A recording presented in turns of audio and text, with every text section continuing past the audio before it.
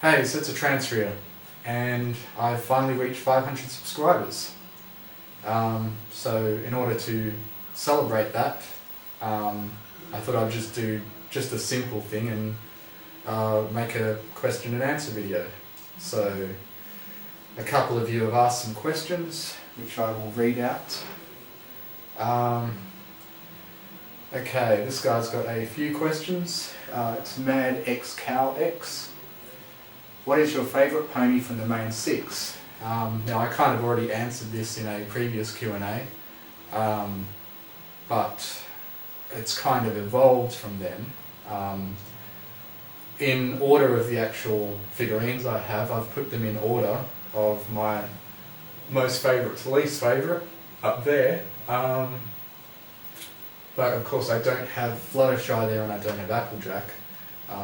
But yeah, Fluttershy is my favourite pony. I like this guy. Ask him what pony is best pony. What pony is the best pony, Jamie? Fluttershy, obviously. Which one? Fluttershy. And recently I have found, like, it's always been Fluttershy then Rarity, but recently I've found that Rarity is getting really, really close to outdoing Fluttershy. And I'm sorry about that noise, but I'm using my old computer and it gets very loud at times for no reason, so sorry about that. This isn't the computer that I edit videos with, this is just what I use when I don't need a really powerful processor. So yeah, Fluttershy is my favourite because she's the cutest, and I just really like how much I relate to her personality because I'm a very shy person and also quite socially awkward, so I'm kind of like a mixture of Fluttershy and Twilight. But yeah, I just find Fluttershy so entertaining to watch, and although I'm probably more like Twilight overall, I find her not the most interesting character. It's kind of like, you know, I wouldn't want to watch a show about myself, because that would be boring, because I'm a pretty boring person, other than the stuff that I make creatively. Anyway, I better try and keep these from being too long, so let's move on. Favourite extra pony? My favourite background pony is Octavia, just because I think, you know, she looks adorable, and I like, you know, that she's, you know, a musician and all that sort of stuff, and I actually have a large appreciation of music, because you can probably tell by what a lot of the stuff that gets on my channel. So yeah, and before Octavia became my favourite background pony, it was Berry Punch for a while. What is your favourite saying from the show? That is a hard one. The main ones that come to mind are probably Fluttershy when she says Rainbow Dash, you rock, woohoo, and the Rarity whining scene. From the newer episodes, I would have to say Flutterbitch with her line, your face. Yeah, what's soaking wet and clueless? Your face. That had me cracking up. Next question is from PTEXMW, or PTECMW. What would your character look like? And I will just answer that by putting a picture up there, because I've already made one in the Pony Creator, and everything about it I put a lot of thought into, because everything about its colour scheme, you know, represents something about my personality. It has a black coat because I'm, you know, my shyness and all that kind of stuff likes me to make me, you know, I like to not be noticed too much. I like to sort of, you know, just blend in with the crowd. So I have a black coat, because I mean, I also wear a lot of black clothes, and it's all about just, you know, wanting to not be noticed. I've got white and light pink mane because the white represents sort of my morality. I mean, it might be arrogant to, you know, consider myself to be, you know, a lot more morally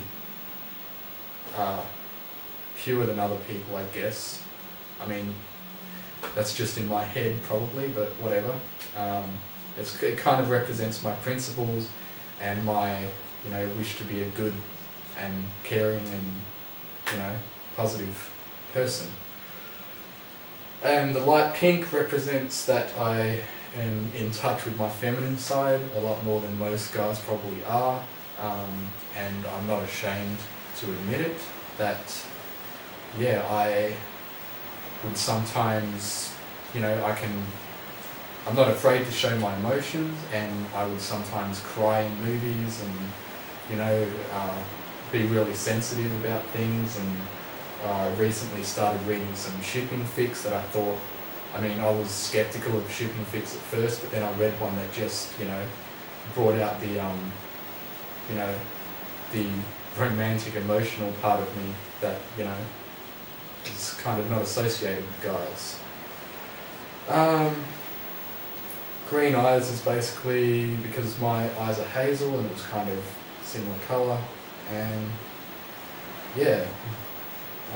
And the background of my pony is basically a garden because I am very interested in animals, and, you know, I used to want to go to school to study biology because I find animals and, you know, the animal kingdom and how it all works very fascinating. Okay, now let's move on. How did you become a brony, and have you ever regretted being one? How I became a brony is actually quite an interesting story. I consider it a bit more interesting a way than most people get into it. What happened was, first I used to be obsessed with a site called thatguywiththeglasses.com, and that was kind of my obsession before ponies. And I'd spend, you know, hours and hours in the forums, and I would try to make videos. Like, I used to try and make, you know, video game reviews, you know, comedy reviews and stuff like that, but they were never very successful, especially not as successful as when I started posting ponies on my channel.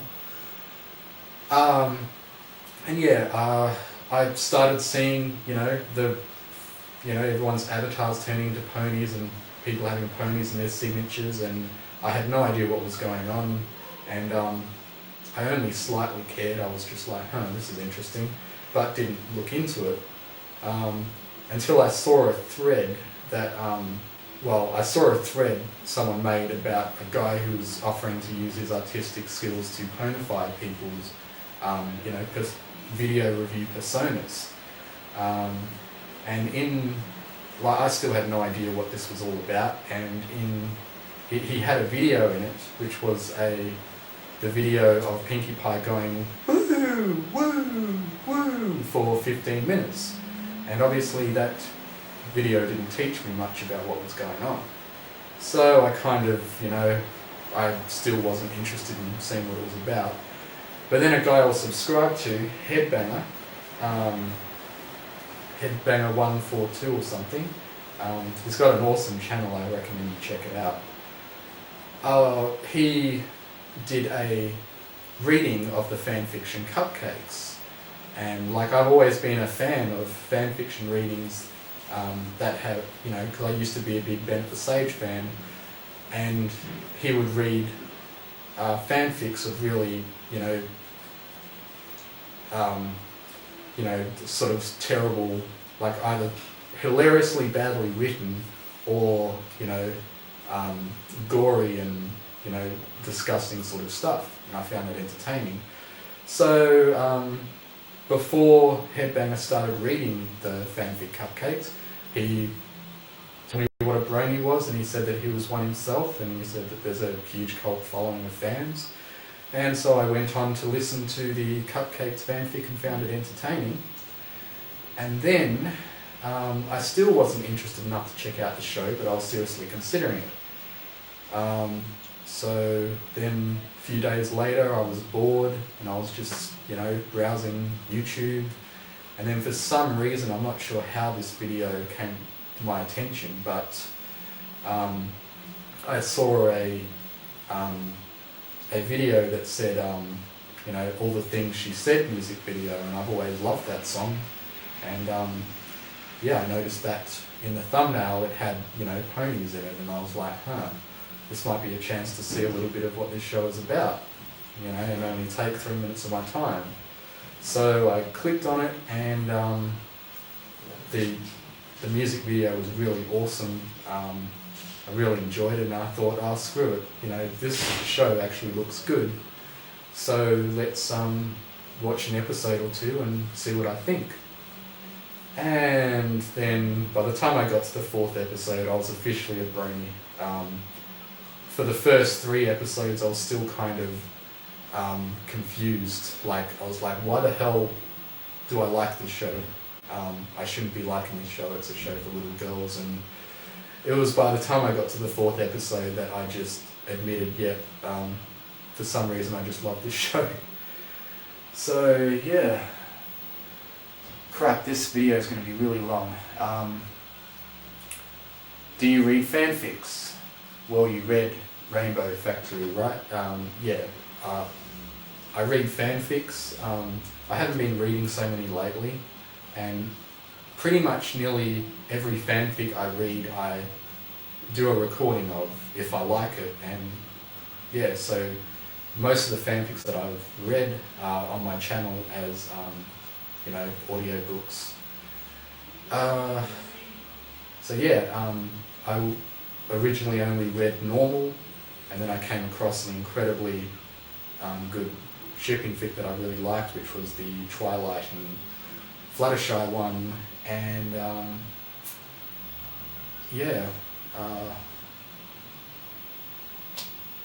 so yes, I do read fanfics. How many bronies do you know in real life, in person? Okay, well this is where I'll put up another picture to show you how many bronies I know in real life. Some of them I've only,